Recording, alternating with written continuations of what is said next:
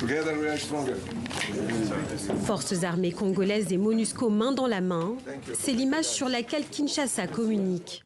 Ce vendredi, une opération conjointe est lancée, nom de code Springbok. Il s'agit d'empêcher les rebelles du M23 de s'emparer de Goma.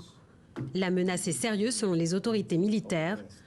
Alors des contingents sont déployés à Saké, commune stratégique à quelques kilomètres de Goma. Notre objectif principal est d'arrêter toute envie des groupes armés illégaux d'envahir Saké ou Goma. Nos troupes sont déployées dans toute la région. Et si jamais les groupes armés illégaux s'approchaient de cette ville, la MONUSCO et les FARDC défendraient la population civile. Le M23 progresse actuellement vers le sud, le long de la RN2 et de la route 1030 en direction de Saké. Une avancée inquiétante.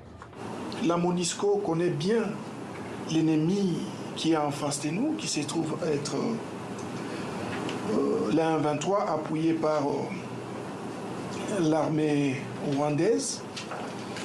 Et le mal que ces derniers fait à la population. Depuis la résurgence du M23 il y a près de 2 ans, Kigali dément tout lien avec le groupe rebelle. Les violences sanglantes à répétition du M23 ont fait fuir des milliers d'habitants. Balouf Jafar vit dans ce camp de déplacés au nord de Goma. La sécurité, il n'y croit plus. Ce n'est pas normal. Ils veulent sécuriser la ville de Goma. Donc ça veut dire que nous, les déplacés, nous ne sommes pas aussi importants que les gens de Goma. Ça fait presque 18 ans qu'ils sont ici. Pour quel résultat?